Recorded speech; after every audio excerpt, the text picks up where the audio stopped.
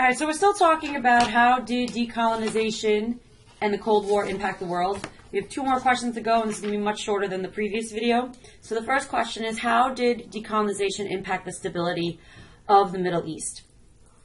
So after the Middle East crisis, which we talked about in class with the whole issue with the Suez, the USSR increases its influence over Egypt. And then we, on the flip side, then increased our influence in Israel. So in 1967, Abdel Nasser, the one who had taken over in the coup in 53, felt that the Arab nations could come together and defeat Israel. So he put troops on the Sinai Peninsula. The Sinai Peninsula is that triangular-shaped peninsula kind of in between Egypt and Israel, kind of is the one that connects Egypt and Israel. Yeah, Egypt, and it's the little peninsula that connects Africa to the Middle East. He put troops in there. And he tried to close off the Gulf of Aqaba, which is right here. Hold on. Which is right here. They closed that port off to Israel. They demanded the withdrawal of the UN peacekeeping force that had been there since the Suez crisis. On June 5th, 1967, Israel is going to, in response to this move, attack Egyptian airfields. Jordan and Syria are going to enter into a war on the side of Egypt. And by June 11th, the war was over. It's known as the 6-Day War. It was a huge, stunning victory for the Israelis. Egypt was left in shambles. Israel proceeds then to occupy the Sinai Peninsula, which is this area here, and then this area here, which is considered to be the West Bank, which was land that was given originally to the Palestinians. In 1970, a man by the name of Anwar el-Sadat, he takes power. He himself very much distrusted the USSR. So in 1972, he ordered them to leave. In 1973, in October, Egypt and Syria launch an attack on Egypt in what becomes known as the Yom Kippur War, because they did it as a surprise attack on Yom Kippur. It was a surprise attack, so they lost a lot of prestige because of it. Because of what was going on in this war in 1973, the Arab oil-producing states cut off the flow of oil to Europe and the U.S. in protest of our support of Israel and the Europe's support of Israel. They wanted the Europeans to pressure Israel.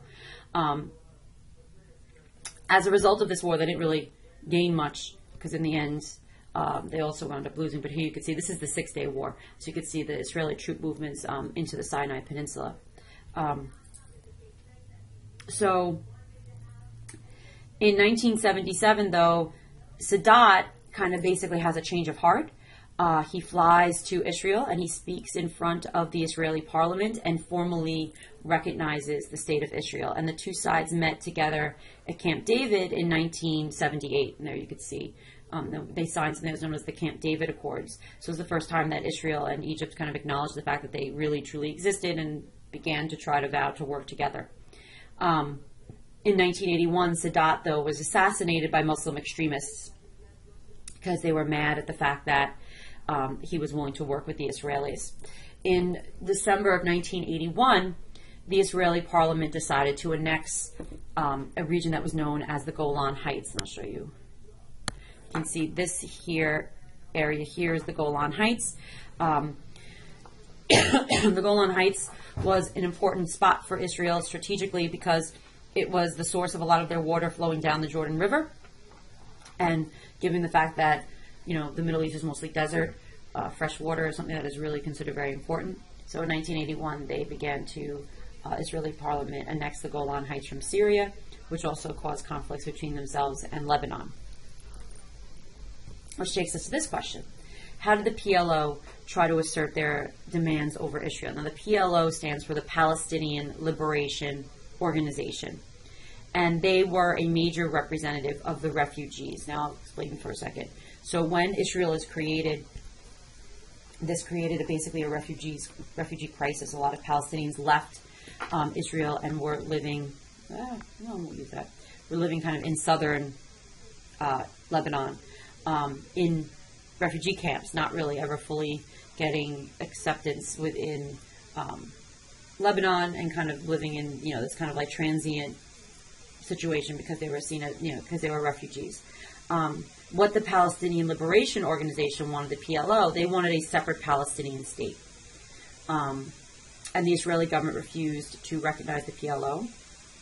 And they believed that, Israel believed that that the idea of a Palestinian independence was a threat to their survival.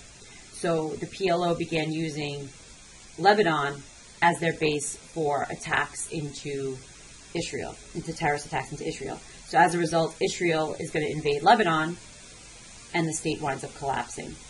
In 1983, the U.S., we had Marines stationed in Lebanon, and there was a terrorist bombing that killed about 300 of our troops. So then we decided to actually withdraw from Lebanon. Also, what we saw during this time period, radical Arabs held British, French, and U.S. citizens hostages, and you would see them, like growing up as a little girl, I remember seeing, the hostages being kind of paraded around on TV by these different groups that were holding them hostage. What we also see is an uprising known as the Intifada.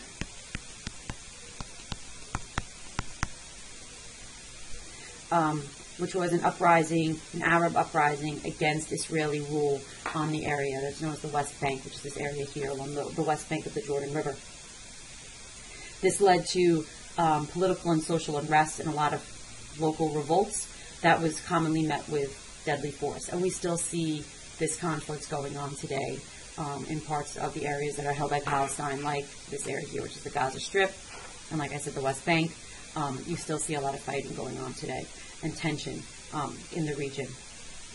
The PLO actually supported Iraq in the Gulf War in 1990, which led a lot of the Arab states to decrease their support for the PLO because they all the Arab states kind of universally agreed that Saddam Hussein was wrong when he attacked Kuwait during the Gulf War. So the fact that the PLO was supporting Saddam Hussein they lost a little bit of their credibility, because even during the Gulf War, Saddam, which was trying to then take pressure off of himself and to try to get the Arab nations on his side, actually started bombing Israel during the Gulf War. So during the early 90s, though, the Israelis and the Palestinians finally began to negotiate with each other. In September of 1993, they signed a formal agreement recognizing each other. However, the prime minister, his name was Yitzhak Rabin, I'll spell that for you. He was the Israeli prime minister who signed this agreement with the Palestinians to recognize the PLO. Like Anwar Sadat in Egypt, he was assassinated by extremists. So what we see going on in the Middle East, which is still kind of going on today, is all these tensions over what should be done for the Palestinians, what should be done for the Israelis. Do the Israelis have the right to control the whole country, or should the Palestinians have their own state? Should there be a two-state solution? This is an ongoing question. How do these two sides become reconciled with each other? So I want you to think about this summary question, which is how was the stability of the world impacted by decolonization? We're going to talk a little bit more about this in class.